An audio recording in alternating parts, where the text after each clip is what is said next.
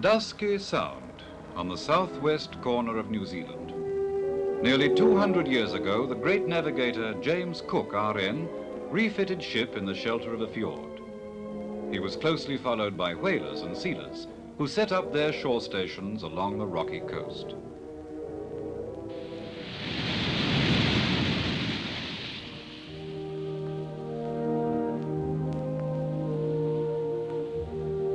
Where the Upper Rima River meets Foveaux Strait, the settlement of Riverton remains as a monument to those hardy pioneers, the sealers and whalers, the first real settlers in the bounteous southern province.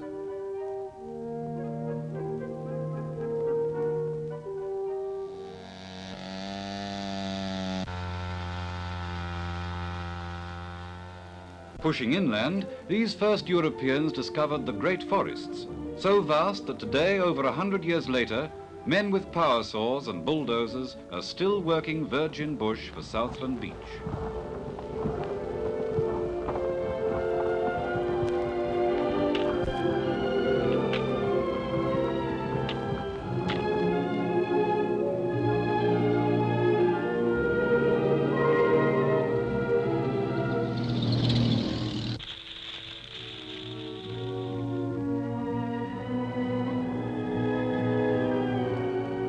Great areas of rolling tussock land were taken up by early Scottish settlers, who raised huge flocks of sheep and cattle. Today, these pastoral empires go under the plough to make way for closer settlement. But the mark of those prudent pioneers is stamped for all time on the character of Southland.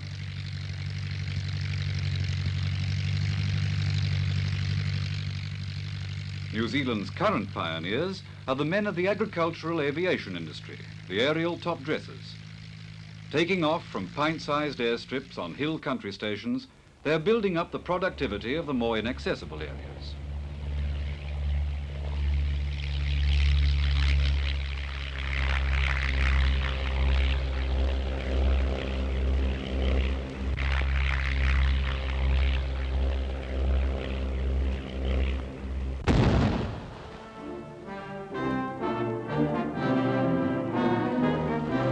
Wealth underground, too.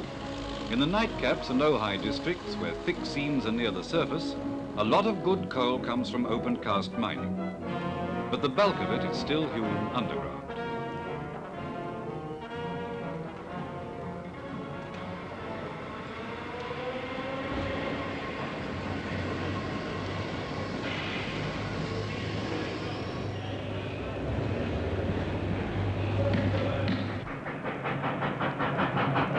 Stretching out into the heavy cropping country, the railways of Southland keep the produce on the move. On Ram Hill Flat in the Nokamai, Chewings fescue is being harvested. Developed locally by Guy Chewings, this strain of grass seed is one of the varieties that has brought world recognition to Southland.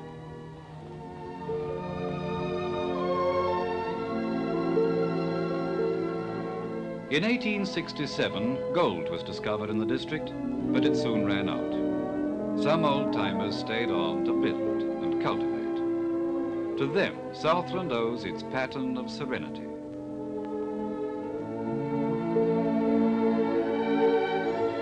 The Irving, Acton, Oswald, Dilston and Cromell are rivers that give this district its name. 5 rivers. Beyond the windrows of oats, a field of red clover lies ripening.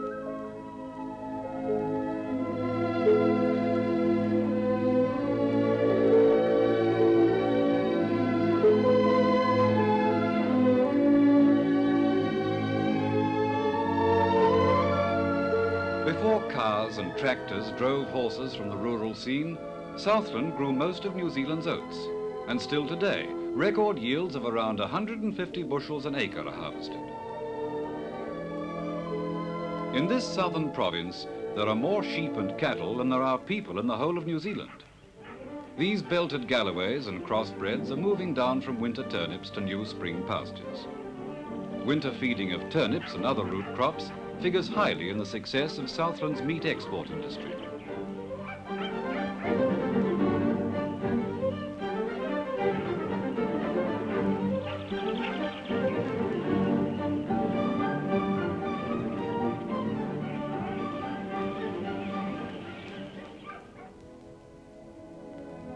Scientific pasture management has produced land which will carry as many as 10 ewes to the acre, and twin lambs are the rule rather than the exception.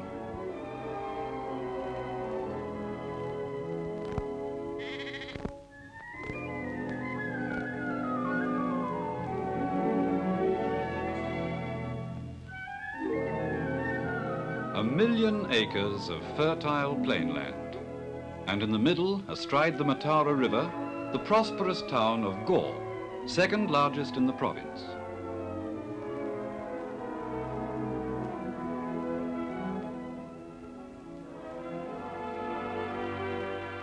Ayrshires at Ingleside Stud give an annual yield of over 400 pounds of butterfat.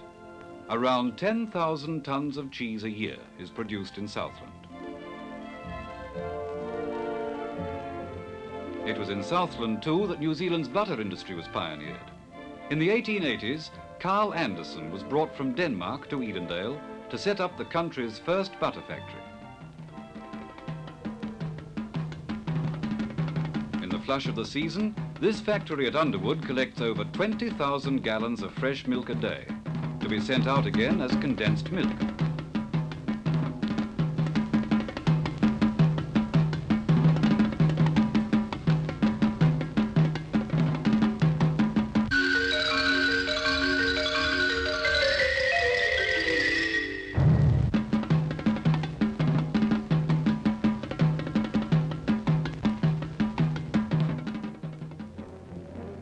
On the banks of the Maoris River, the Southland Frozen Meat Export Company's works, one of several freezing works in the province.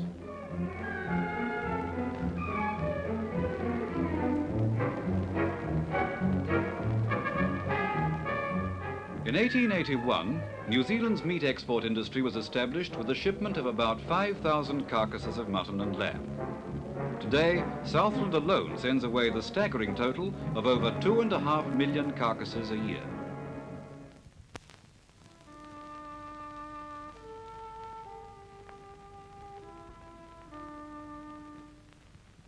Out on the unusually calm waters of Foveaux Strait, boats of the bluff Oyster fleet, in new paint for a new season, strain at the taut lines of the dredges.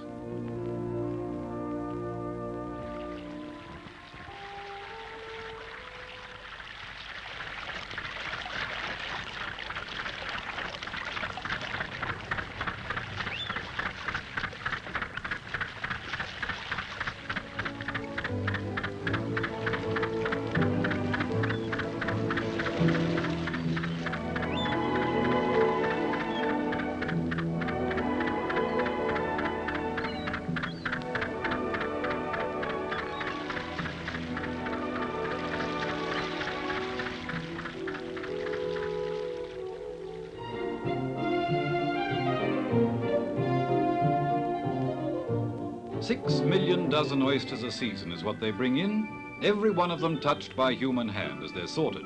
Good ones into the box and the rest back over the side.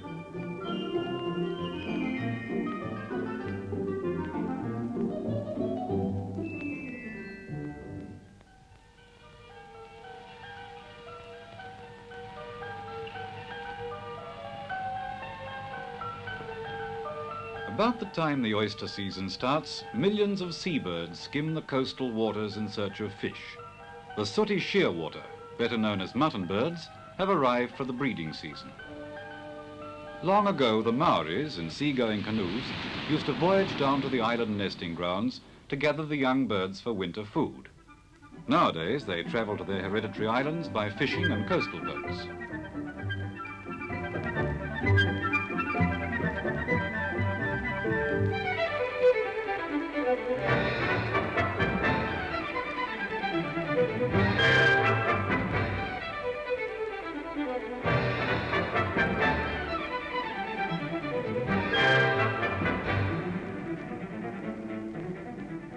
Landing facilities just don't exist on the islands, so which party goes ashore first depends on wind and tide.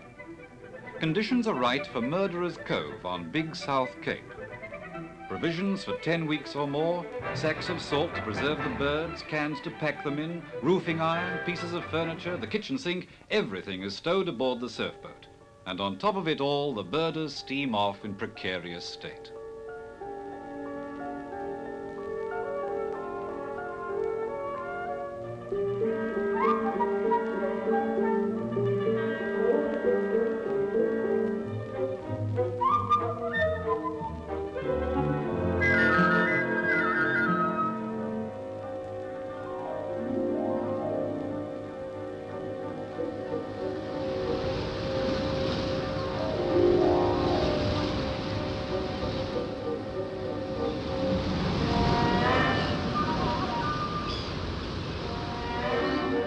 Not all the islands are so smooth to land on, though.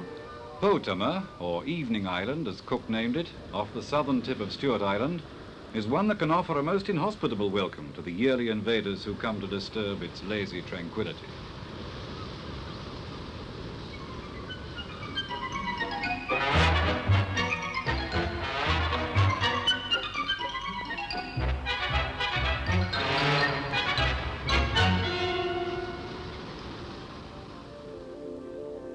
The spongy peat floors of the Titi Islands are tunneled like rabbit warrens, and year after year the birds come back to the same burrows to nest.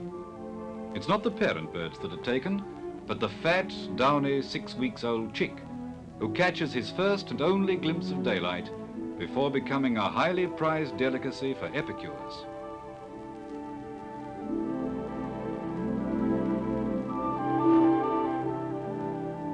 Some of the connoisseurs amongst the birders shun the current trend of packing their birds in cans and stick to the traditional way of making bags from bull kelp, gathered from the island's rocky shores.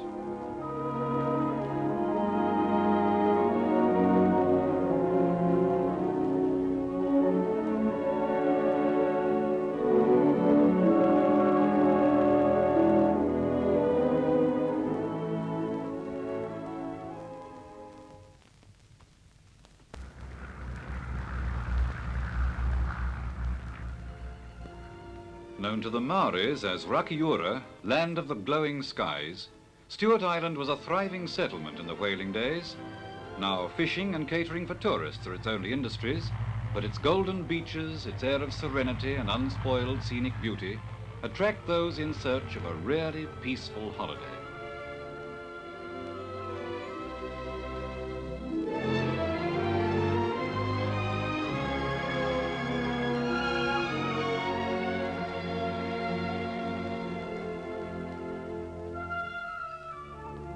Little remains today as a reminder of its early history, but in 1809, Captain William Stewart circumnavigated the island and later started a flourishing shipbuilding business before the first settler had arrived on the mainland.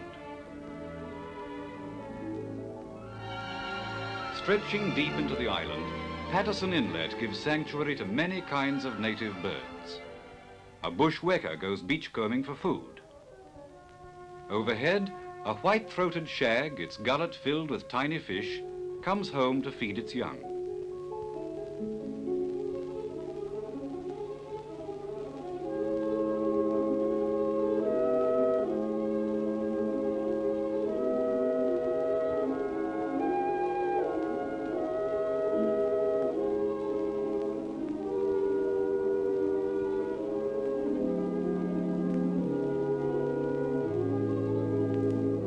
On the eastern side of the island, around the waters of Port Adventure, lines are dropped to catch blue cod.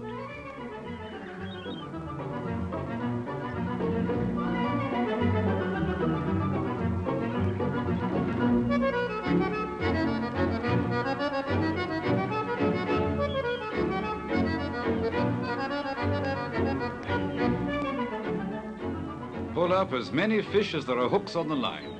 These cod must be as hungry as the mollymawks, skimming the surface for scraps.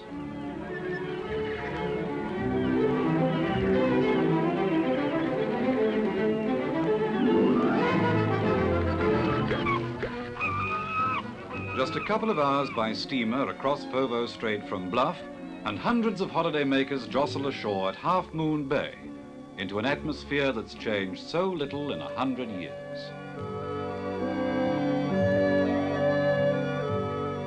But in Invercargill, capital of Southland, time has made a world of difference. Named after Captain Cargill, leader of the Otago settlers, the town was founded in 1856.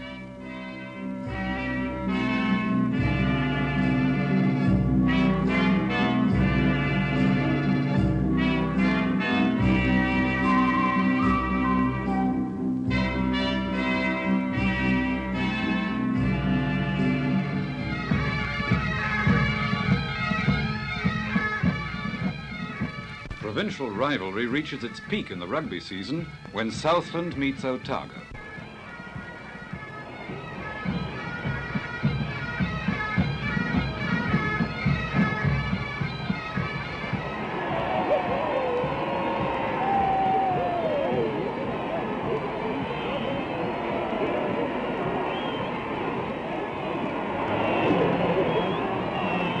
These people are not content to be merely onlookers.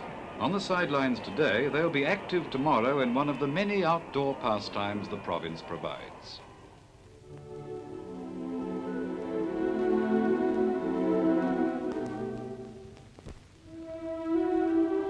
A day's walk along the bush tracks from Lake Manapuri, over 2,000-foot Wilmot Pass, ends at Deep Cove on Doubtful Sound.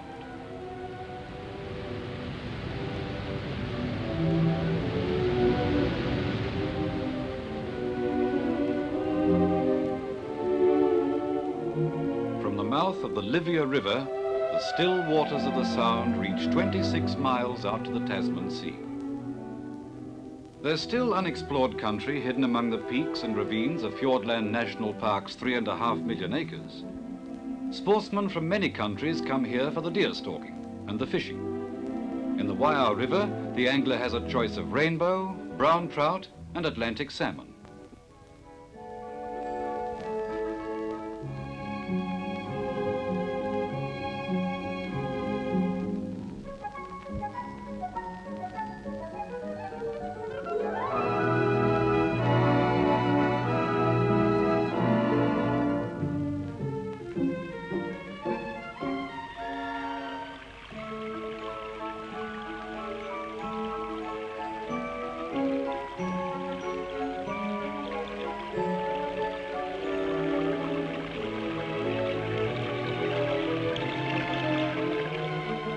As a hunting ground for sportsmen, Southland has but few rivals anywhere. And to travel the bush-fringed road winding between snow-capped peaks to Milford Sound is to become host to an everlasting memory of rugged beauty.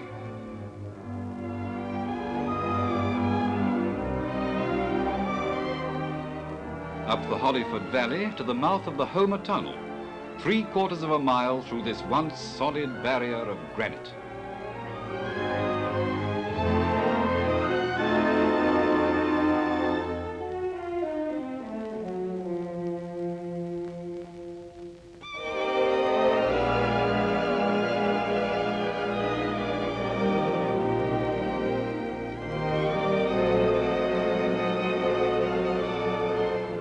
No shortcuts for the pioneers. They had to come over the top. But in 1953, the tunnel was opened, and 6 tortuous miles through the Cledar Canyon now lead the traveler to the end of the road and the majesty of Milford Sound.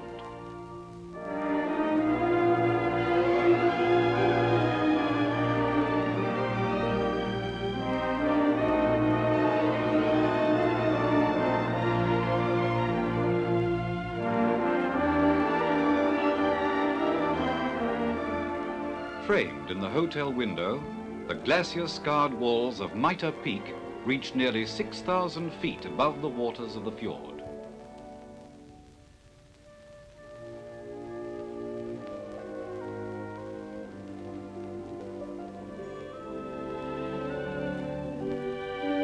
Fjordland's prolific rainfall can turn in an hour or two the smallest trickle into a thundering cascade. The waters of the Darren Range converge to feed the 500-foot spill of the Bowen Falls.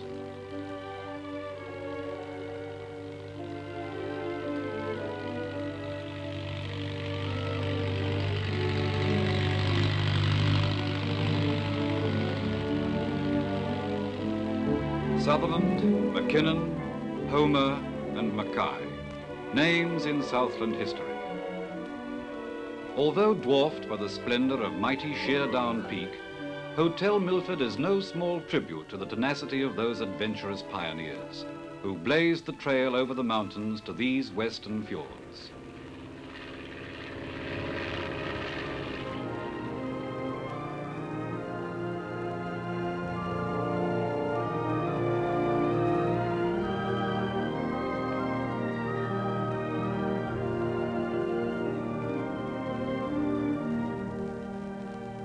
East of the mountains, other pioneers with the same purposeful spirit have ploughed into the yielding plains of Southland a broad and lasting pattern of prosperity.